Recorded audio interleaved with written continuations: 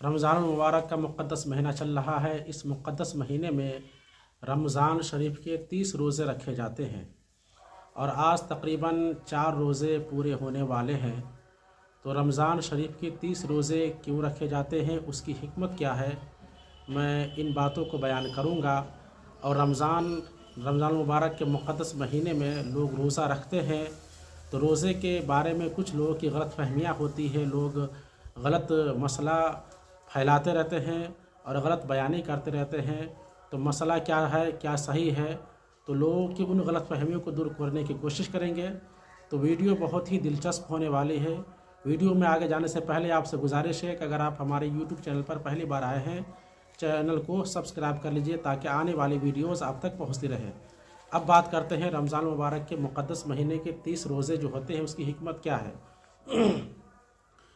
تو بخاری شریف کی ایک صرح ہے، اس کے اندر رمضان مبارک کے 30 روزے جو ہوتے ہیں اس کی حکمت یہ بیان کی گئی ہے کہ چونکہ حضرت آدم علیہ السلام نے جو شجر ممنوعہ کھایا تھا، یعنی جس درخت کے پھل کو کھانے کو منع کیا گیا تھا، حضرت آدم علیہ السلام نے اسے کھا لیا، تو اس شجر ممنوعہ کو کھانے کے بعد حضرت آدم علیہ السلام کے پیٹ میں اس کا اثر 30 دنوں تک باقی رہا۔ اسی وجہ سے اور جب ان کی توبہ قبول ہوئی تو اللہ تعالیٰ نے انہیں 30 روزہ رکھنے کا حکم دیا۔ تو اسی حکمت کو نظر رکھتے ہوئے اللہ تعالیٰ نے بندوں کے اوپر 30 روزے فرض کیے گئے ہیں۔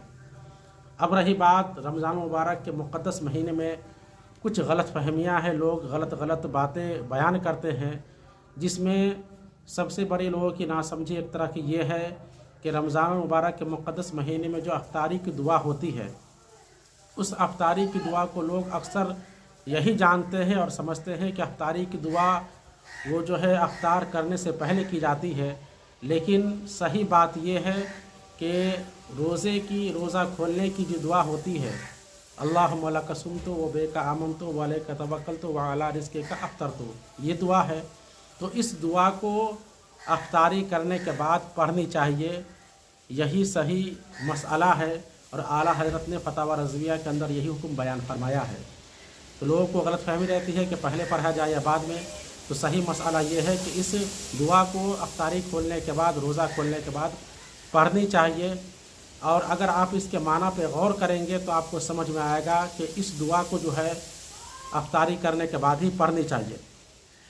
اب رہ گئی لوگوں کے اندر کچھ غلط فہمیاں ہیں کہ حالت روزہ میں کھٹی ڈھکار آ جاتی ہے۔ لوگ چونکہ سحری اگر زیادہ کھا لیتے ہیں تو لوگوں کو ڈھوان ڈھکار کھٹی آنے لگتی ہے، تو لوگ یہ سوچتے ہیں کہ ہمارا روزہ خراب ہو گیا، ہمارا روزہ ٹوٹ گیا، لوگ سوچتے ہیں کہ روزہ ہمارا چلا گیا۔ ایسا نہیں ہے، بلکہ اگر آپ کو کھٹی ڈھکاریں بھی آتی ہیں یا آپ کے منہ میں پانی بھی آ جاتا ہے اندر سے، تو بھی آپ کا روزہ جاتا نہیں ہے۔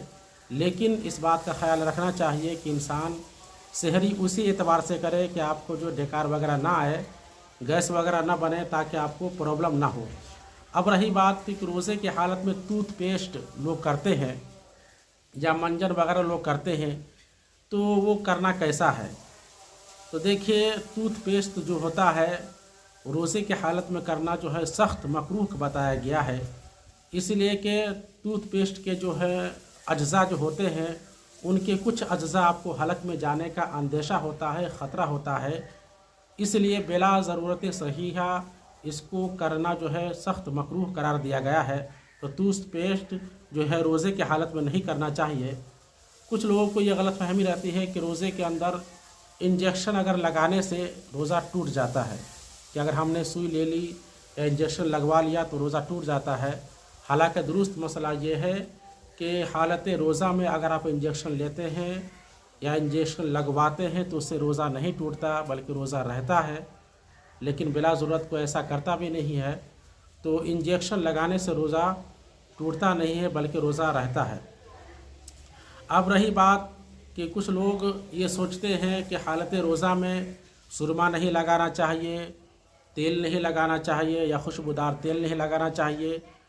کچھ لوگوں کا یہ بھی خیال رہتا ہے کہ حالت روزہ میں مہندی نہیں لگا سکتے ہیں، تو ایسا بالکل نہیں ہے۔ صحیح اور درست مسئلہ یہ ہے کہ حالت روزہ میں آپ سرما بھی لگا سکتے ہیں، بلکہ ابو داؤد شریف کے اندر ایک حدیث ہے کہ رسول اللہ صلی اللہ تعالیٰ علیہ وسلم हालत रोज़ा में सुरमा लगाया करते थे। तो सुरमा लगाना सुन्नत रसूल है और आप हालत रोज़ा में भी सुरमा लगा सकते हैं।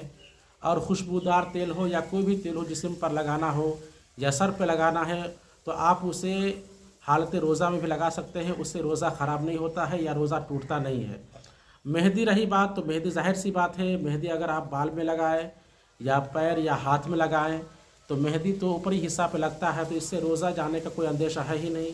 तो मेहंदी लगाने में भी हालत रोज़ा में कोई डर या कोई ख़तरे की बात नहीं है। अब रही बात, कुछ लोग सोचते हैं, कुछ लोगों का ख्याल होता है कि हालत रोज़ा में अगर हमको कै आ गई या उल्टी हो गई तो रोज़ा हमारा टूट गया, लोग रोज़ा तोड़ देते हैं, खाना पीना शुरू कर देते हैं। बल्कि सही और दुरुस्त मसला इस बारे में ये है कि हालत रोज़ा में अगर आपको उल्टी आ गई या कै आ गया, खुद ब खुद आ गया, तो उससे रोज़ा नहीं टूटता है। बल्कि अगर आप खुद ब खुद नहीं, अगर आप जानबूझ करके उल्टी करेंगे या कै करेंगे तब जाके रोज़ा टूटेगा। लेकिन खुद ब खुद कै आ गई या उल्टी आ गई तो उससे रोज़ा टूटता नहीं है, बल्कि रोज़ा रहता है। तो ये चंद गलत फहमियाँ थी जिसको मैंने सोचा कि अब उसको दूर किया जाए, जो कि लोग बहुत गलत फहमी के शिकार होते हैं और लोग अपने आप ही गलत जानकारी देते रहते हैं। तो गलत फहमी के शिकार लोग इसलिए होते हैं चूँकि लोगों के अंदर इल्म की कमी है। तो हमें इल्म दीन हासिल करनी चाहिए ताकि हम अपने रोज़े को सही कर सके और रोज़े को ख़राब होने से भी बचा सके। तो ये चंद बातें थी जिसको मैंने ज़िक्र की। अल्लाह ताला की बारगाह में दुआ है हमें और आपको रोज़ा रखने की तौफीक अता फरमाए। और उम्मीद करता हूँ कि ये मसाइल जो हमने बयान किया है, गलत फहमियाँ जो हमने बयान की है, वो आपको समझ में आई होगी। अगर ये वीडियो आपको पसंद आई हो तो आप वीडियो को लाइक कर दीजिए और कमेंट करें और शेयर कर दें, क्योंकि अच्छी बातों का शेयर करना ये सदक़ा जारिया है। और दूसरों तक इस वीडियो को ज़रूर पहुँचाएँ ताकि वो भी अपने मसाइल को जान करके अपने रोज़े की हिफाजत कर सके और गलत फहमियों से दूर हो सके। तब तक चलते हैं, खुदा हाफिज़।